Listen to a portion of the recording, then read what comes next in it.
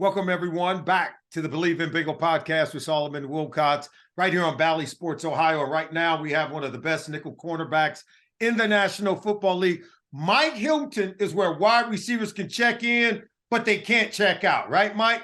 Yes, sir. Yes, sir. What's going on, Simon? How you doing? Oh, man. Hey, we're doing great. Look, a lot has happened, particularly with this secondary. You guys are so good over the last couple of years, particularly since your arrival in free agency. And now you got a lot of new faces in that room. Talk to me about what have you guys been doing during the preseason in terms of rebuilding and making sure that the communication is good.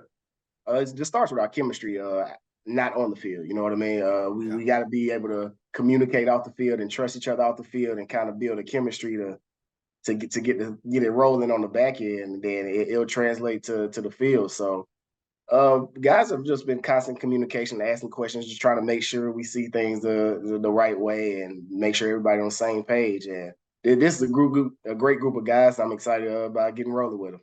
Your role is so critical, and I always talk to people about this.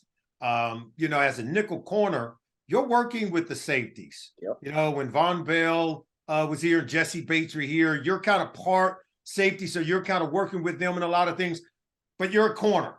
And you've got to talk to the guys out on that island. You're the next guy in from them, so they want to hear from you. The linebackers want to hear from you, right? And if they don't know what to do, Lou Anaromo is going to be talking to you like, why aren't you communicating with these guys? So I want to start with the safeties, because with Bell and Bates now leaving, in come Nick Scott and Dax Hill. What has that process been like, integrating two new guys into your starting lineup? It's been good. Both of those guys have came in. He's expected to take that year two step, and he's had a real great training camp. He's a lot more vocal, and he knows that he's stepping into some shoes of two past safeties that's been around for a long time and that have played some great ball. So we're excited about him, and then bringing Nick along, a Super Bowl champion, a guy that's been around the league. So he knows how to tune in and lock in and understand play calls, and those guys are just growing together day by day. And like I said, it might take some time, but we're excited about the steps they're taking. What about you specifically? I already talked about the many hats that you wear. You're now entering your seventh year in the league. Time flies, man. It goes by fast. But these are the prime years of your career. What has been maybe the major point of emphasis for you entering your seventh NFL season? Just taking up that leadership role. Knowing, like I said, losing Jesse and Vaughn last year, you lost a lot of vocal guys, some leaders, and me, I kind of took that weight on my shoulders. Kind of just brought the room along. You know what I mean? They look at me as their leader, and I take that with stride and really try to provide and give guys what they need to be successful. So personally, I feel good about my leadership, and like I said, I'm excited to get on the field with these guys. Well, I know Coach Lou Anaromo feels good about your leadership too. Yeah. It's like, I mean, you're the guy that can do all things, and this league has increasingly moved towards player like yourself, particularly in the secondary, that can do so many different things. And I know you pride yourself on your versatility. But if it was one thing that you say, hey, this is who Mike Hilton is as a player, what would that be?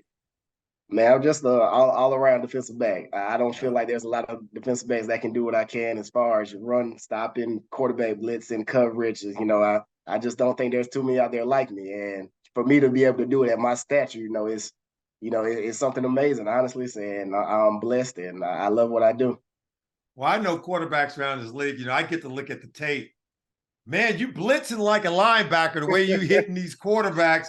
I'm watching Josh Allen get up 1 minute, Ryan Tannehill. Man, they're thinking, who just hit me? They're looking for a much bigger guy. They turn and they see 21, and they can't believe it. Punch, man. That's exactly right.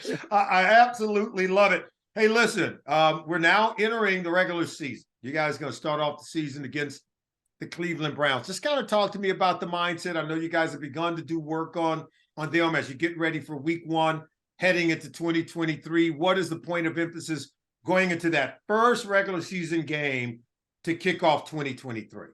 Don't start slow. We're opening up with a division game on the road against a tough opponent.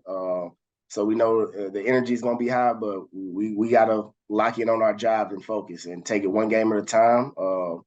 Like I said, when you open up with a division game, it's good to get that early jump and get an early win in your division and kind of set yourself up for the rest of the year. So we're taking that with stride, and we're excited about next Sunday, and it's going to be a good one.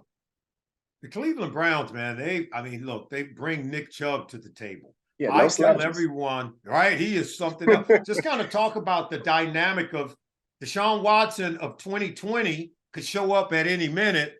You take him and Nick Chubb, put him on the same offense, and throw Amari Cooper in there. Yep. We got our work cut out, right? Oh yeah, definitely. They got a lot of guys that can make their offense flow. Obviously, it starts with Nick Chubb, probably the best running back in the league. Yep. And then with their quarterback play, Deshaun's had half a year under his belt, so he's starting to get back into his rhythm of playing the game again. So it's going to be tough. And then obviously with Cooper outside, one of the better receivers in the league, they got an offense that can really put up some points. So on the defensive end, we know we got to lock in and do our job. Lastly, I want people to understand how hard it is to do your job or to play in an NFL secondary. I was watching the podcast between Jason Kelsey and Travis Kelsey, and they said by far, other than playing quarterback, playing defensive back in this league, corner specifically, is the hardest job in the NFL.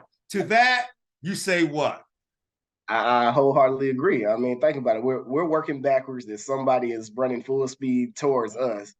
Yeah. Everything is reaction for us instead of on time. And the bad part about it, if you get beat, people remember that one play. You can have 3-4 pass breakups in the first quarter, but if you get beat for a touchdown, everybody's going to remember that touchdown. So that's right. It's definitely the hardest position to play besides quarterback, but as a DB, our confidence is through the roof. So that's right. That's one thing you got to have as a DB is confidence. That's right. I tell everybody, I was like, look, man, you're not going to find anybody who's meaner than us, who's more feisty than us, more determined than us. Yeah. And oh, by the way, because see, I'm like a good lawyer making a case for defensive backs every single day, simply because all the rules are set against us, right? And yet still we have to excel and be good at our jobs. And oh, by the way, quarterbacks wake up looking right. As soon as they look in the back end, they're trying to find the safeties. They're trying to find what the nickel corner is doing. Yep. And we have to be just as smart as they are because we have to be able to disguise what we're doing. And we've got to be able to cover guys who are faster than us, tackle running backs who are bigger and stronger, take on pulling guards who are huge, right? So not only you have to have this spirit about you, but you have to have the physicality and the intelligence, which you have in spades. So we appreciate you joining us on the show. We look forward to watching you during the upcoming 2023 season. Who they go Bengals, right, Mike?